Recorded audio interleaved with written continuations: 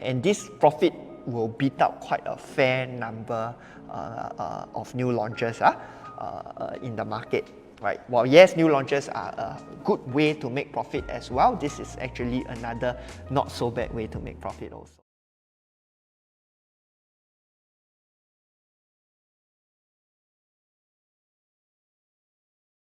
So of course, I will not cover all the districts. I picked out the districts and the case studies that will sort of help us answer some of these key questions over here, right? Which is more profitable, freehold versus 99? I think this is very interesting, a question. Of course, it's an age-old question. But why is it interesting is because if you followed us for the RCR and the CCR dissection, some of because in the recent years, right, it's very much the concept is 99 will make more money, but we have seen in the RCR and CCR examples, and in certain cases, actually the freehold can do as well, or maybe sometimes even better than the 99 years. But can that, or does that apply also in the OCR, right? We have some case studies for you. Does proximities to school matter, right? Basically the same questions that we were asking for the CCR and the RCR videos, we're asking them also in the OCR videos, and because these are also some of the key questions that as either investors or owner-occupiers, they are asking as well. Another age-old question, does development size matter? New or resale, which one is more profitable? Does proximity to MRTs matter? Is size important? And this one more applicable, this last one more applicable for the OCR, right? Is resale EC a good value proposition, a good investment?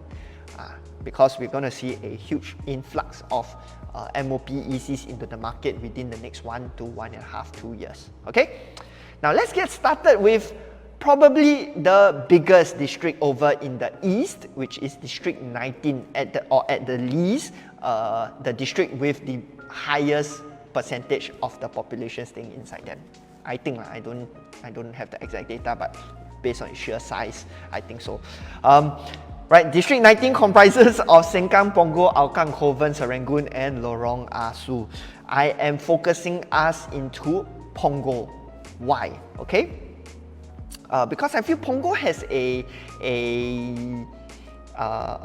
good case study for resale ECs in the resale market, or MOP ECs in the resale market versus full private condos lah.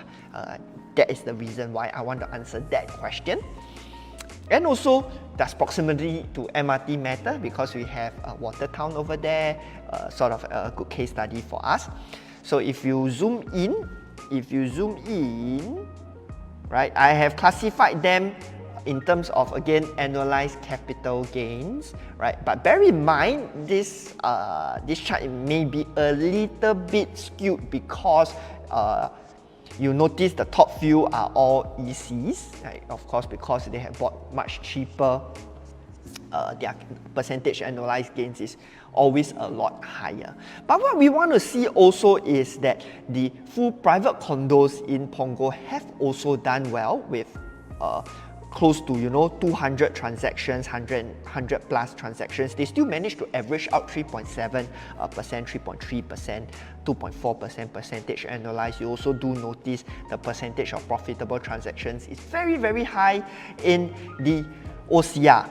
Okay, but let me then just shrink this list down to Prive, Treasure Trove, Parc Centros, and then Watertown.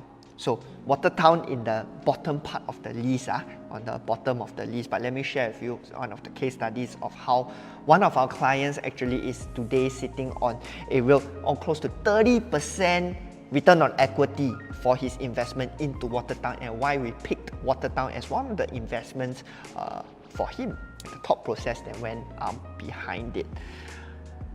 And let me then just come back to H-Prop.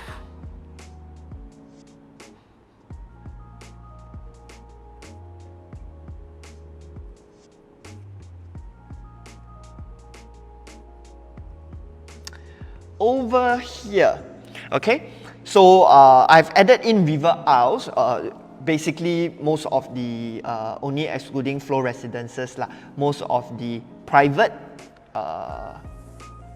full private condos in Punggol, right, and Prive. Why I chosen Prive? Because it's one of the older ECs in Punggol, and ECs that have transactions of people that bought it at MOP and now have managed to sell it out into the resale market already.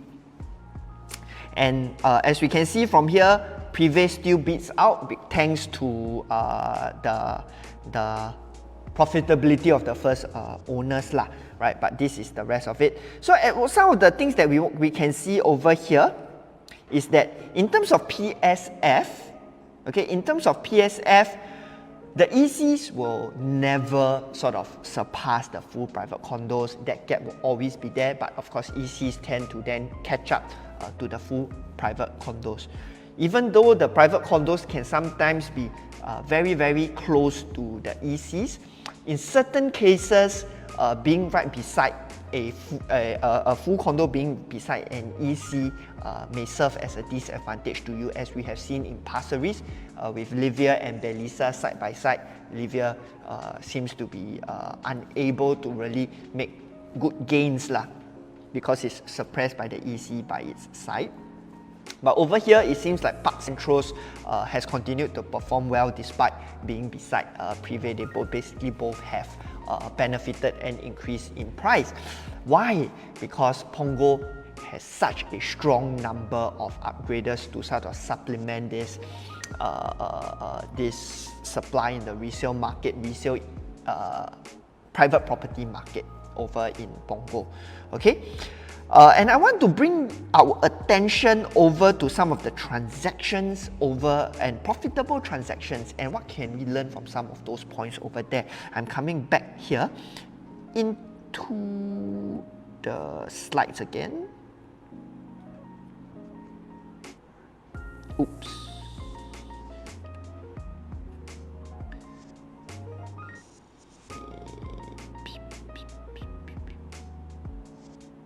Into the slides again. Right, as you can see, the ECs, right, will not catch up with the full private condos. They will always be below the full private condos. Okay, the most profitable transactions, I've circled out a few. First one over here, 65 Punggol Central. So this is Prive. This is Watertown. 65 Punggol Central. But I want to first talk about the middle one, which is 37 Punggol Field. Okay, 883 square feet is a 2-bedroom in Prive, right? Bought at MOP in 2018, sold, is it this year? Yeah, this year. So it's about 4-year holding period. They managed to make a $225,000 profit, percentage annualized gains of 6.4%. But if we do calculate properly, this being a 2-bedder, if the seller were a investor, they would have also garnered at least another, let's say the rental conservatively maybe $2,300, okay, times 12 times 4, that's about $110,000, adding on to that $225,000 profit, total of $335,000 profit. How much did the person actually put in to down pay that particular property? I have calculated over here, and I estimate it to be around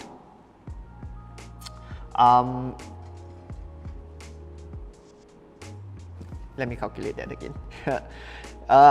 He bought it at 963 PSF for 883 square feet. He bought it at about 850,000. Let's say we have a 28% down payment. He invested 238,000. He took out 111 in rental and 225 in profits, 336. That works out to be 38% annualized return on invested amount. Return on equity, 38% annualized, assuming he rented it out. Even if he didn't rent it out, then he still made about $225,000 in profit. Why I picked this particular line as sort of a case study is because, number one, the people tend to be have that concept, right, that I'm giving the first owner. Yes, the first owner did make a huge chunk of profit, but you can still make quite a reasonable good chunk of profit over here, and this profit will beat out quite a fair number of new launches in the market. Right. Well, yes, new launches are a good way to make profit as well. This is actually another not so bad way to make profit also. Okay. But of course, you have to pick carefully. You have to really understand the market to sort of find this kind of under the radar, underappreciated properties, so to speak, because you know it's not one that immediately comes to your mind if you want to make an investment. It's not one that immediately, it's not obviously the most sexy sort of investment, like walking into a nice spanking show flat and buying a new development, right? But just take a look, right? Really solid profits. We have Watertown, okay? So this list is ranked by annualized, right? The most profitable transactions. I didn't sort of look at the first two because they were ECs that were transacted pre-MOP so not so fair to really go and look at those. I picked up the few that were open market transactions, right? Not pre-MOP transactions. So we have Watertown, the 119 square feet Watertown, which is the premium 3 bedrooms. They have also yielded really good profits. They bought at 1,100 PSF in 2015, 2016. At that point in time, I remember everybody say Watertown is crazy expensive. Yes, it was expensive at that point in time. Again, come back to the whole remember, we have done several videos on integrated developments and whatnot. So I like to tell people, because we have Jalan Anak Bukit coming up, we have Lentor Modern coming up. When integrated developments launch, they tend to launch at pretty high price. What you want to sort of think about when you want to see whether you can make profits out of integrated developments really is to, number one, ask yourself if you have the holding power, because the owners of Watertown did go through a period of very bad performance. Okay, they only managed to make this out of profit very recently. Can you hold out until then, right? Do you know how to analyze the market? Can you visualize the exit when you purchase those properties? Is there a strong enough buyer pool to buy from you when you sell in the future? Okay, I know for a fact, right, pretty decent, 1,004, 1,005 PSF in today's market, 3 bedroom premium right on top of the MRT. Finally, it has looked cheap. Finally, it looks affordable and it looks reasonable. Then naturally, the market will then start to come in. So it's fine to buy at benchmark prices, right? AMO new benchmark prices. Will they still make? Yes, they will make. The market has to then slowly come to that level and people want to buy it for a particular reason. 37 Punggol Field again is another Prive unit. This one is 775, also a 2 bedroom. The guy made $158,000. Again, an excellent investment, 6.3% annualized, excluding potential rental profits. So for first timers, right, I would really recommend you, if you feel you are being squeezed in terms of options, like should I buy a resale HDB, brand new condos at this kind of price point, you basically have no options to buy already. A resale EC actually is a really decent value proposition for you to look out for. Can you still make money? You can still make money, as shown over here. Okay, 37, 33 Punggol Field, those are Prive units bought in the resale market, having paid the first owners a good chunk of profit. They still managed to make profit on their own. Okay, so that's pretty much what I wanted to talk about in terms of Prive, right, resale EC's good value proposition. I personally feel yes, still good value proposition.